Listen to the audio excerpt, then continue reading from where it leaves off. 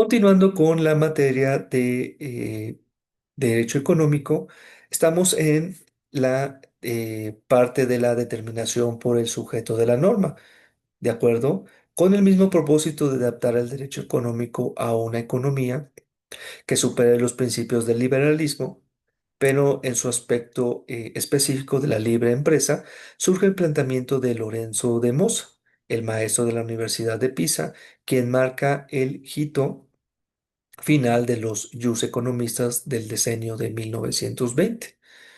Escribe en su obra hacia 1930, pues conceptúa que el derecho económico como el derecho de la economía organizada, pero limitado a regular y controlar la vida de las empresas, sus uniones y conglomerados dirigidas a alcanzar el dominio del mercado.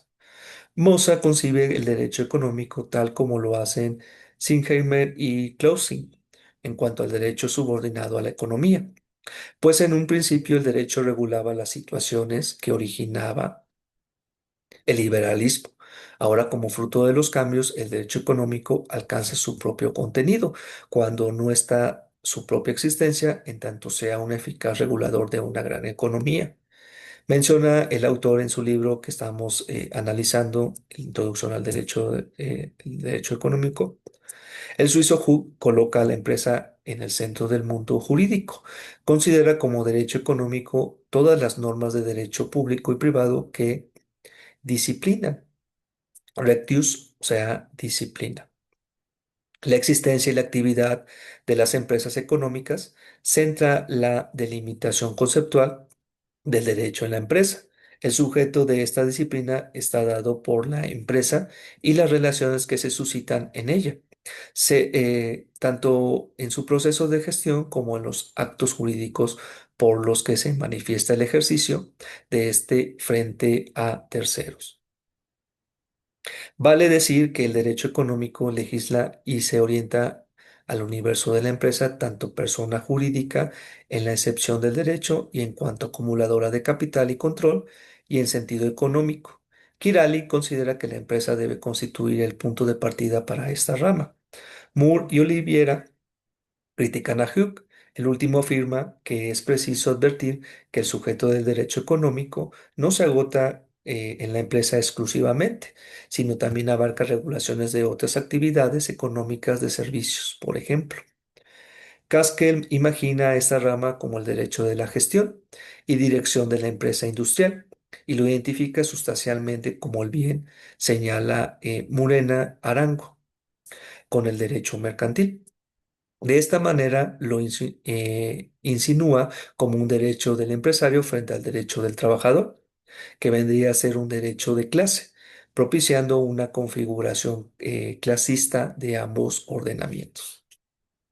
Kirali adopta una concepción más amplia. A nuestro modo de ver, dice, para dar una definición del derecho económico, es preciso reunir los elementos de la teoría objetiva y de la que solo ve un método en él.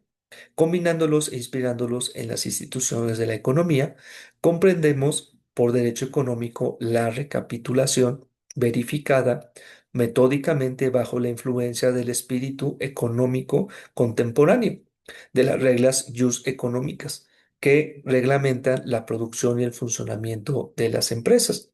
Se puede incluir dentro de esta corriente a Joaquín Garrigues, pues esta rama, según él, impondrá sus normas en un doble sector, el de la organización de los productores, empresarios, técnicos y obreros fuera de sus respectivas empresas y el de la organización de los elementos de la producción en la empresa misma.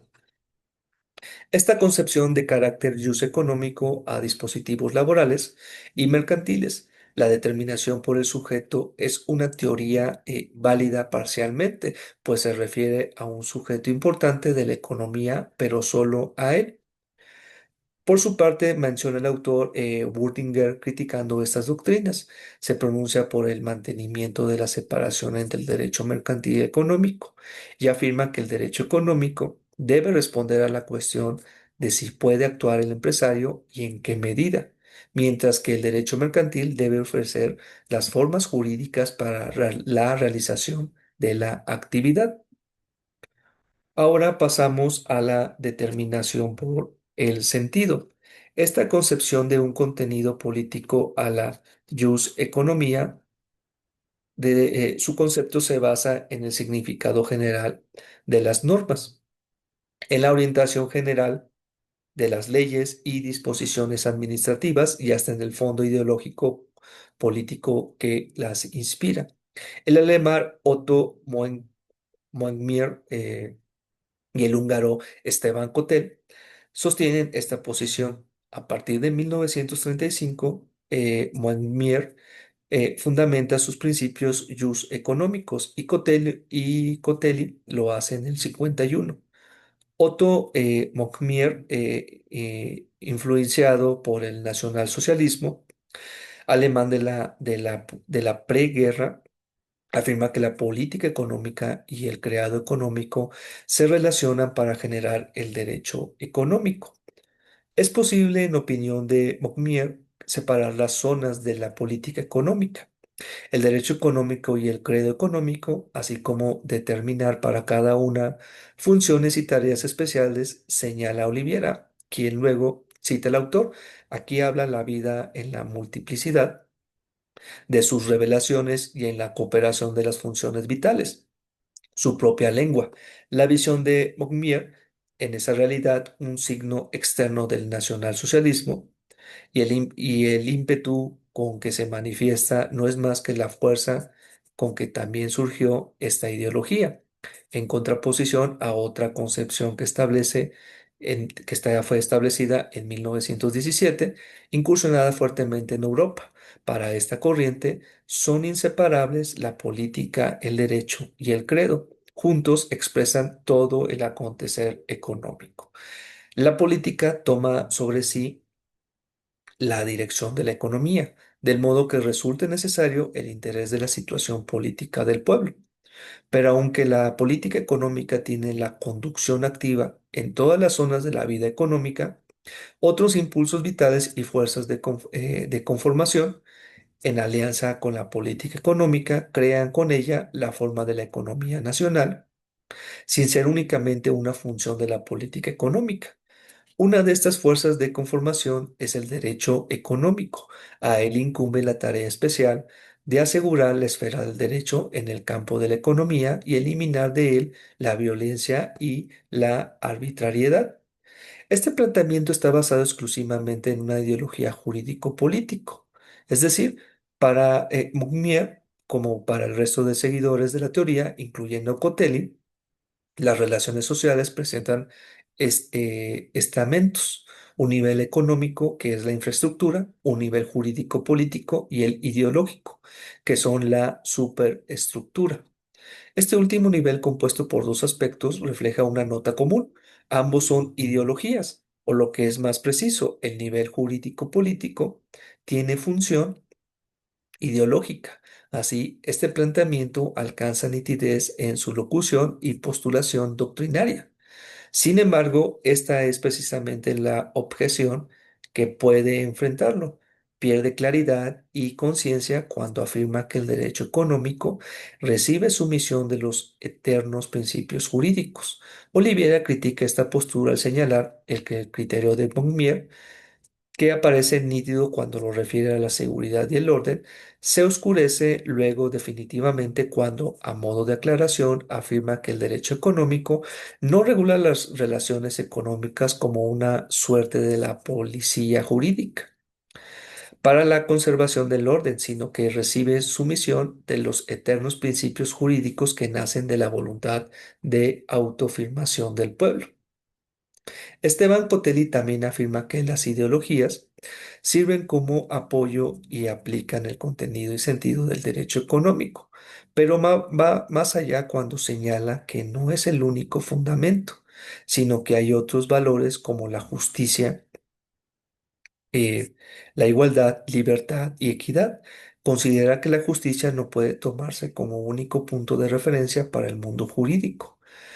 No puede tomarse como único referencia, por lo tanto, para clasificar al derecho hay que apoyarlo en un gran número de ideologías.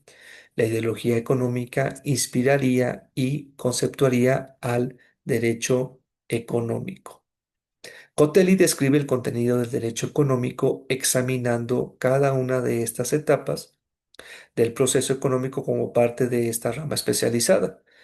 En este análisis sigue el planteamiento del profesor argentino Ciburu, quien puede haber ejercido influencia sobre él, pues Cotelli esbozó su teoría durante su larga residencia en Argentina. Dentro de esta corriente puede incluirse a Oyarzún, el profesor chileno que enmarca el derecho económico dentro de un sentido socialista. Apunta el concepto de esta rama como el conjunto de reglas fundamentales y generalmente obligatorias en el cuadro de las cuales se desarrolla un proceso multiforme e imprevisible en detalle la producción, distribución socialista dirigida en conformidad al plan. Esta opinión concibe la rama orientada a un sistema de planificación centrada y única. En la actualidad, podemos definir al derecho económico mexicano en el modelo neoliberal como el conjunto de normas específicas de regulación cuyo objeto o finalidad es enmarcar los comportamientos económicos de las personas, físicas o morales, tutelando intereses generales con criterios de economicidad y simplificación en el contexto de mercados que sobrepasan las fronteras nacionales. En síntesis, el término derecho económico nos referimos al conjunto de normas y principios que regula el poder público en materia de actividades económicas derivados de de las constituciones políticas nacionales, los tratados de libre comercio vigente y compromisos de carácter multinacional.